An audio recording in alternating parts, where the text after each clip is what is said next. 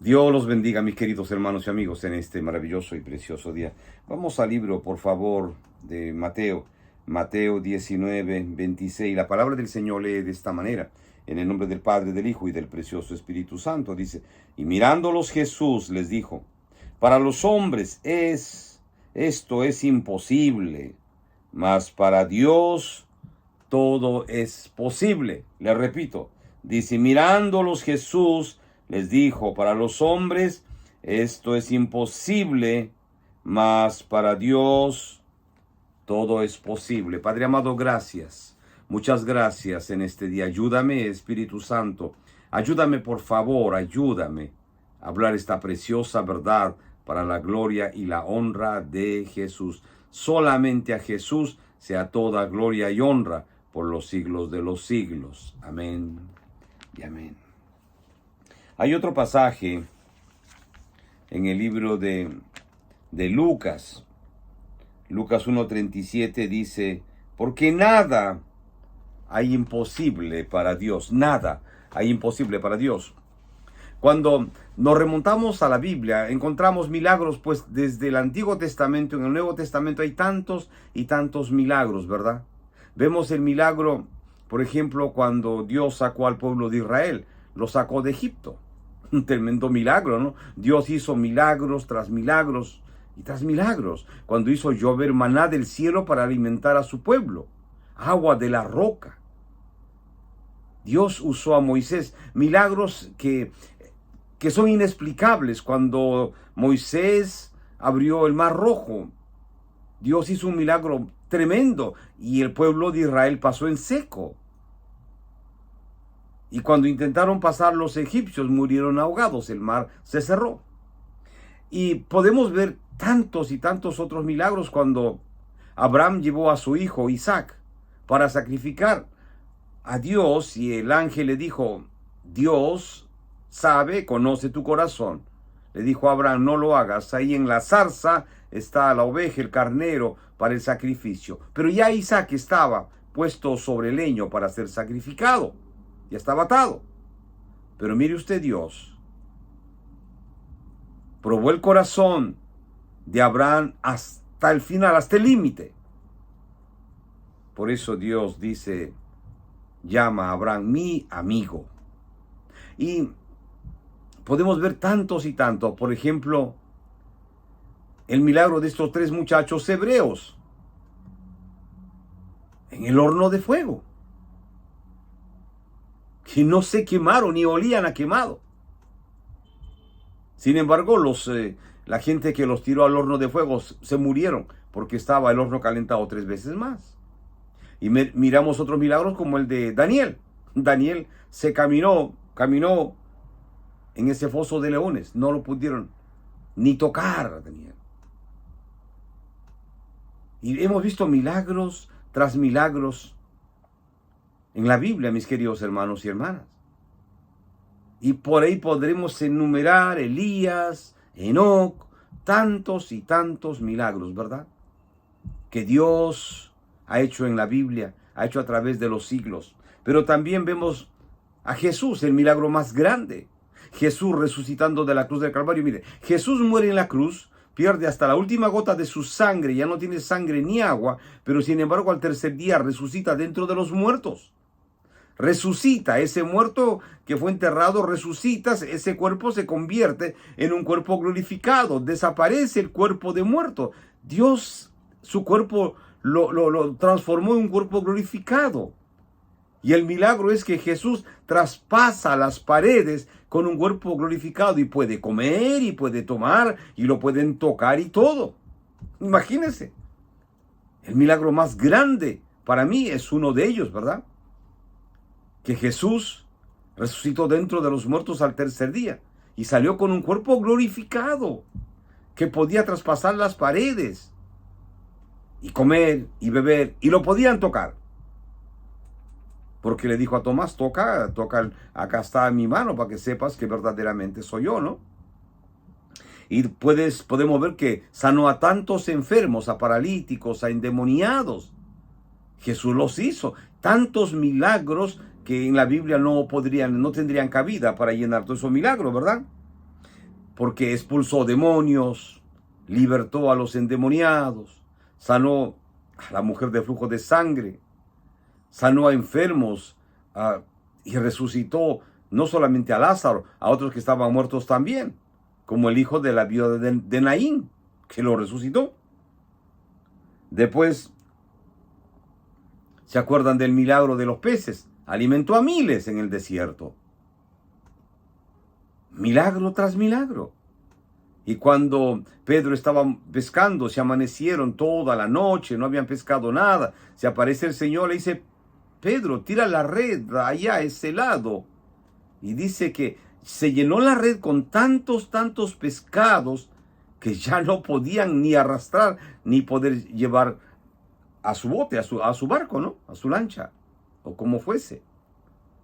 Y no solamente eso, sino cuando salen afuera, los pescadores, ya Jesús les tenía pescado a la parrilla. Tenía panes y pescado.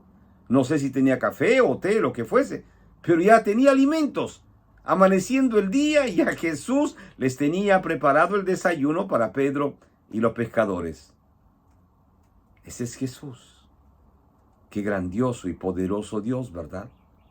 Y después podemos ver cuando pues Jesús caminó sobre el agua, ¿verdad? Caminó sobre el agua. Y podemos ver cuando era todavía un niño, su madre lo llama y él hace el milagro del agua y lo convierte en vino.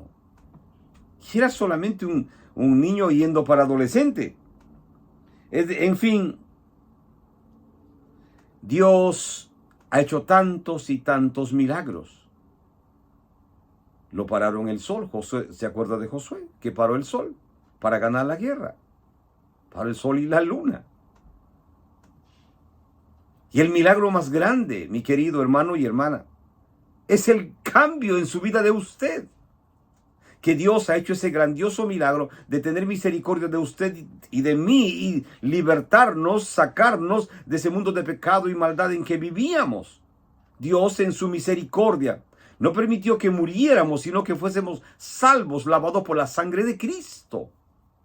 Porque si hubiésemos muerto en pecado, mis queridos hermanos y hermanas, nos hubiésemos ido al infierno, ¿verdad? Pero Dios no permitió eso. Dios tuvo compasión de usted y de mí y nos libertó, nos hizo libres. Nos sacó, nos recogió de ese mundo perdido en que vivíamos, un mundo sin esperanza. Los milagros más grandes que Dios ha hecho en su vida y en mi vida. Y los milagros más grandes que Dios ha hecho en toda la humanidad. Claro, su palabra dice que para el hombre es imposible, pues, pero no para Dios. La ciencia no puede entender por qué suceden estos milagros. Ellos ni lo aceptan, ni quieren llamarlo milagro. Dicen y cosas inventan. Pero los cristianos sabemos que son milagros. Hermanos y hermanas que han estado al borde de la muerte, que hemos pasado pruebas duras, sabemos que Dios ha hecho un milagro en nuestras vidas. ¿Cómo lo ha hecho? No lo sabemos. Nosotros solamente hemos creído. Pero cuando hemos vuelto a los exámenes médicos, nos hemos encontrado que ya no hay nada. Ese cáncer desapareció, ese tumor desapareció. Cuando los hermanos tenían un cáncer número 4. Cuando el cáncer había hecho metástasis en el cuerpo de ese hermano y esa hermana, de pronto Dios lo desaparece. De pronto no está más ese cáncer. No está más. O año tras año, pruebas tras pruebas. Mire, la esposa del pastor David Wilkerson, mi pastor, tuvo más de 20 y tantos exámenes de cáncer en años, año tras año, tras año, tras año. Y Dios lo sacaba de uno y lo sacaba de otro, probado. Pero Dios hacía milagro tras milagro tras milagro en su vida. Y hermano, es el mismo Dios, el Santo de Israel, Jesús de Nazaret, que sigue haciendo milagros tras milagros en nuestra propia vida. ¿Cuánto tenemos que agradecer? Mire, el año se va. Y hasta el día de hoy usted y yo estamos en pie, ¿verdad? ¿Cuánto tenemos que agradecer? Cualquiera fuera la circunstancia. ¿Hemos tenido pruebas este año? Sí. Bueno, yo los he tenido y muchos. de todo tipo, pruebas, ataques muy fuertes. Y gracias a Dios, por misericordia de Dios, estoy aquí y estamos en pie. ¿Cuánto tengo que agradecer a ese Dios milagroso que ha tenido compasión y misericordia de mí? Y usted, mi hermano, mi hermana, ¿cuánto tiene que agradecer, verdad? Es el mismo Dios. ¡Qué ventaja y qué privilegio tenemos los hijos de Dios! Que tenemos un Dios de verdad, un Dios que verdaderamente hace milagros y milagros en nuestras vidas. Cuando estábamos perdidos en el mundo y no habíamos conocido a Jesús, andábamos buscando milagros y tras milagros. Y aún en nuestra ignorancia, Dios hizo milagros para salvarnos la vida muchas veces. Lo hizo conmigo. Tenemos una ventaja tan grande, que pasamos pruebas sí, pero Dios está con nosotros. Dios está a nuestro lado. Dios está con nosotros. Hace muchos años conocí a una hermana, una mujer de Dios puertorriqueña, la hermana Ninfa Segarra, una evangelista. Viajaba mucho a Latinoamérica, especialmente a Perú, a la selva, al Amazonas. Y lo conocí en Miami, nos encontramos en el aeropuerto, hablamos, nos conocimos y después ella me invitó a una campaña que tenía en una iglesia en Miami. Fui y la acompañé. Pero lo que me llamaba la atención de ella era que tenía un brazo enfermo, tenía un cáncer muy grande. Su brazo era como una pierna. Ella caminaba con su brazo cargado. Entonces yo le pregunté qué pasó. Me dijo, hermano, tengo este cáncer por muchos años, pero este cáncer no va a parar para que yo no predique el evangelio. Me dijo, no. Si Dios permite, me sanará completamente. Y si Dios no me sana, hay un propósito. Me dijo, Pablo tenía un aguijón. No sabemos cuál era el aguijón de Pablo. Y Dios le dijo a Pablo, bástate con mi gracia, ¿verdad? Y le dijo Pablo, bástate con mi gracia, cuando Pablo insistió. En otras palabras, Pablo, pues cállate la boca, Pablo. Yo sé por qué te pasa esto o tienes esto. Y muchas veces, mis hermanos, hay pruebas que uno los tiene, situaciones difíciles, y Dios lo permite por alguna razón. La hermana Ninfa me dijo, yo tengo este cáncer, hermano. Ya se lo he entregado al Señor, he orado. Me dice, he orado en las campañas por sanidad, y muchos hermanos se sanan y hermanas se sanan. Me dice, pero yo no me he sanado. Sigo con este cáncer. Ya no le pregunto más al Señor, solamente le he dicho, Señor, ayúdame a predicar tu palabra. Ayúdame. Y la hermana, hasta sus últimos momentos de su vida, predicó el evangelio de Jesucristo. Está en el cielo con Jesús, allí donde no hay más cáncer, no hay más llanto, ni hay más dolor. Mis hermanos, los cristianos, tenemos esa ventaja, porque hemos sido lavados y limpiados por la bendita y preciosa sangre de Cristo. Cuando usted se va de este mundo, allí no hay más llanto ni dolor en el cielo con Jesús.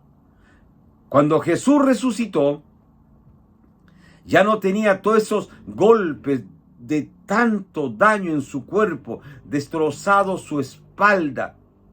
Tenía más que las huellas de las manos y los pies. Pero estaba sano, con un cuerpo glorificado, caminando, traspasando paredes, reuniéndose con sus discípulos, comiendo y bebiendo, y lo podían tocar. Así es que mi hermano, mi hermana, como decía la hermana Ninfa, no se preocupe, hermano, por mi cuerpo, porque cuando esté con Jesús, mi cuerpo será verdaderamente limpio y estaré con vestiduras blancas. Qué grande, ¿verdad? Qué grande promesa. Como le dijo Pablo, como Pablo le habló y le dijo a Timoteo, Timoteo, te exhorto, Timoteo, a que prediques la palabra, que hables a diestra y siniestra, exhorta, redarguye, predica, pero no vendas el evangelio. No vendas el evangelio. Porque hay mucho comerciante del evangelio en todo el mundo. Y esto es increíble, hermanos. Es increíble que usted ve, dicen llamarse iglesias cristianas y venden supuestamente agua de Jerusalén, arena de Jerusalén, piedra de Jerusalén, madera de Jerusalén, cualquier cosa. Aceite de Jerusalén, cualquier mentira del diablo. Y la gente humilde, sana, inocente, compra. Es mentira del diablo. Como decía un hermano, el supuesto aceite que traían de Jerusalén, lo compraban en una bodega y lo llenaban en botellitas y lo vendían aquí. Es un aceite cualquiera. Hay comerciantes terribles. Hermano, no venda el evangelio. Predique la palabra. Es tiempo de hablar de Jesús. Es tiempo de presentar a Jesús a todo aquel hombre y mujer que no conoce de Jesús. Porque los tiempos son finales. Le he contado algo de tantos y tantos milagros que Dios ha hecho a través de los siglos y lo seguirá haciendo.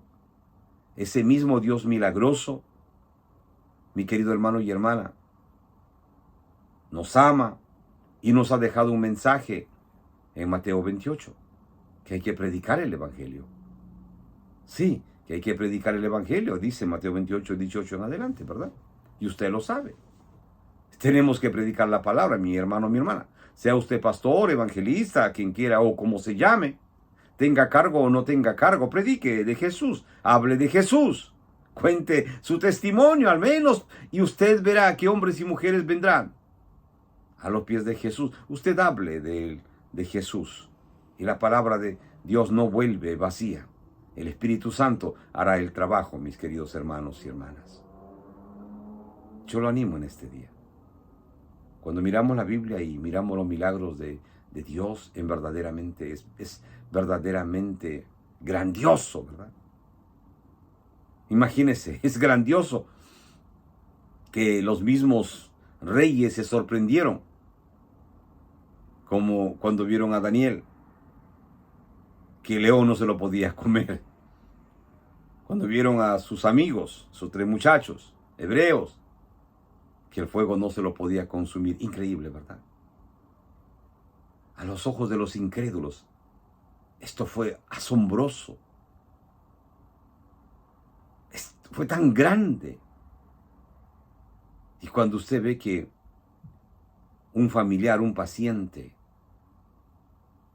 mis queridos hermanos, cuando estaba desahuciado, ahora está caminando con usted y come en su mesa, cuando era imposiblemente de ser curado. Yo me acuerdo, para acabar, un amigo mío, un amigo que caminábamos juntos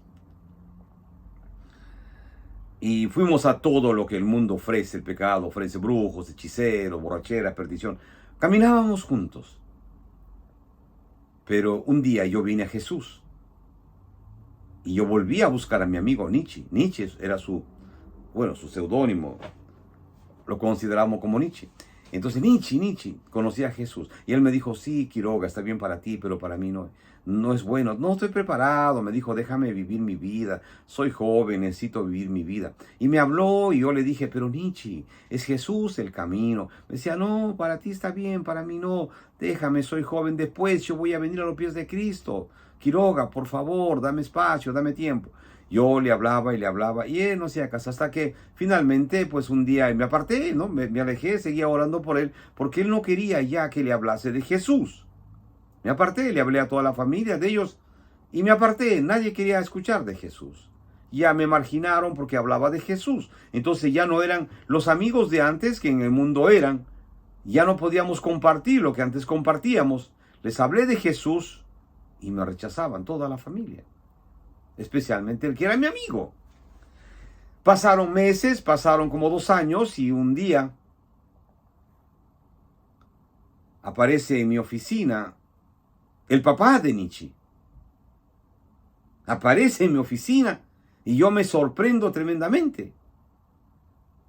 Cuando mi secretaria me dice: hay un señor que no desea moverse de aquí hasta que hable contigo. Entonces yo hablé con él y me cuenta la historia, me cuenta que su hijo Nietzsche habían celebrado una fiesta patronal, una fiesta de un santo, de una imagen, que ellos tenían que pagar esa fiesta en ese año. Y era el último día del festejo de la fiesta, y él salió a despedir a uno de sus hermanos que se iba a su casa, a sus amigos, ¿no? Lo salió a despedir a la avenida, y vino un carro y atropelló a mi amigo Nietzsche, lo tiró al aire, y después de tirarlo al aire, cayó a la pista y el carro pasó por encima del cuerpo de mi amigo Nietzsche. Lo destrozó, todos los huesos. Lo recogieron, lo llevaron a la clínica, muerto prácticamente. Los médicos no le dieron ninguna esperanza. Y aparte era carísimo el mantenerlo en una clínica. No había ninguna esperanza para este hombre. Estaba todo destruido, muerto, sus huesos. Entonces, este papá sabía que yo era cristiano y comenzó a buscarme. Comenzó a buscarme y ubicó la oficina y llegó, y por eso me buscó. Porque eran mis amigos, sino que ellos no querían que les hablara de Jesús. Pero aquí él me dijo, hermano Quiroga, yo no voy a irme de su oficina hasta que usted vaya a mi hijo al hospital y usted ore por mi hijo. Entonces me dijo, hermano, me dijo, necesitamos una garantía para la clínica, por favor, porque si no a mi hijo lo van a sacar de ahí. Dije, bueno, no importa la garantía, yo hice todo, tome, ahora acá está la garantía, lleve esta carta, todo, y hágalo. Inmediatamente me dijo, sí, pero tengo que ir con usted, volver con usted al hospital. Entonces yo en ese día, para mí fue el día más duro de mi vida, porque yo en ese día traté de evadir todo, estaba ocupado, y yo traté de disimular y busqué pretextos para no ir al hospital, porque decía, si ha sido atropellado de la manera que ha sido, Señor, ¿qué hago? No sé, tuve miedo, en verdad. El hombre me esperó, llegó a las 6 de la tarde, el personal se fue, la secretaria me dijo, él sigue esperando. Le dije, pero dile que yo salgo tarde. El hombre dijo, no importa, iremos a la hora que sea. Eran las 8 de la noche.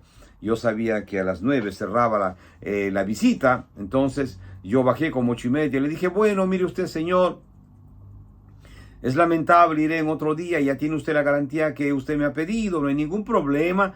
Pero no puedo ir porque ya va a ser... Vamos a llegar a más de las 9 de la noche a la clínica y va a estar cerrado.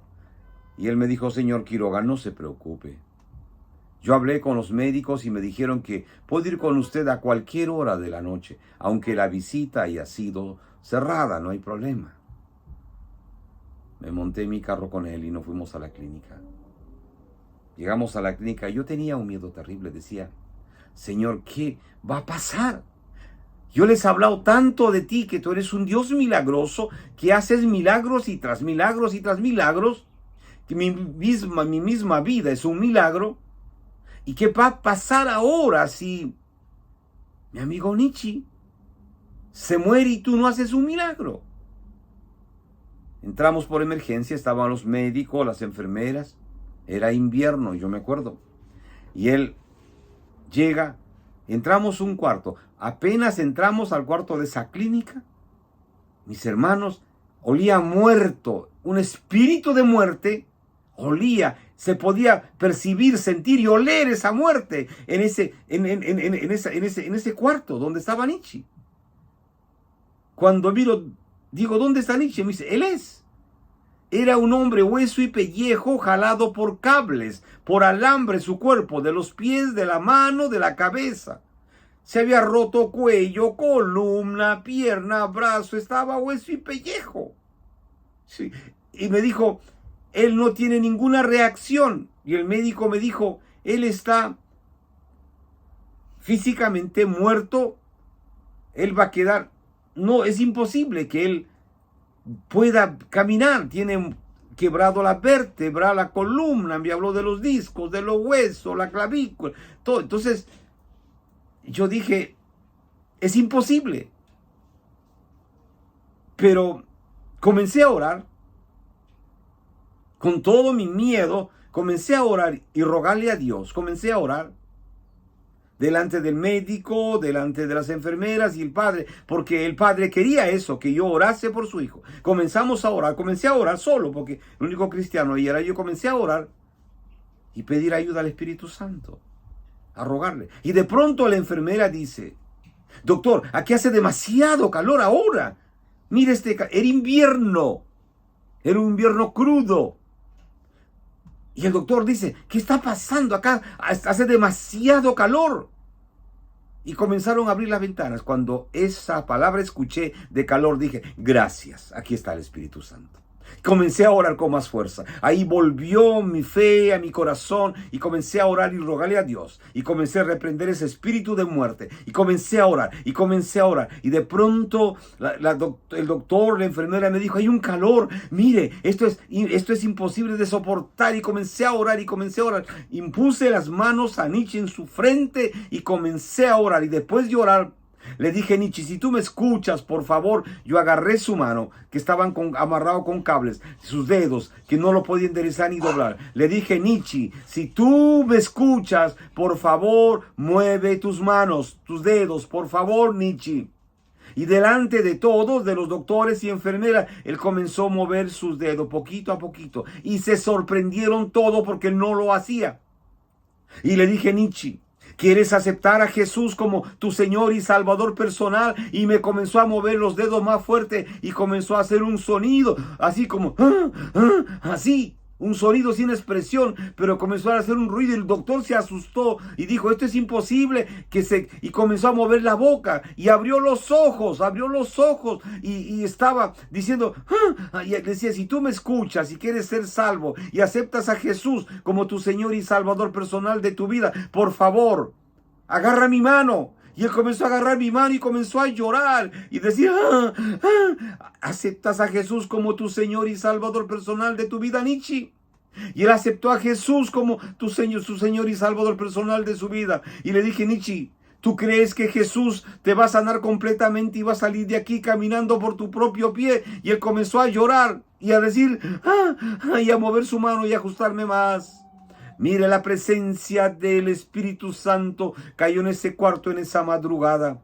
El doctor lloraba, la enfermera lloraba, todos llorábamos. Y de pronto, mire, de pronto él comenzó a temblar, ahí en medio de esos cables. Su cuerpo comenzó a temblar, sufrió un temblar, como un escalofrío, sintió, se movió su cuerpo y se asustaron. Lloramos, yo lo abracé, ese cuerpo ahora moribundo, pero tenía fe que él iba a salir caminando por su propio pie de ahí. Volví a orar, agradecí a Dios y me fui. Mis queridos hermanos, Dios es un Dios de milagros. Fue el primer milagro con tanto poder que vi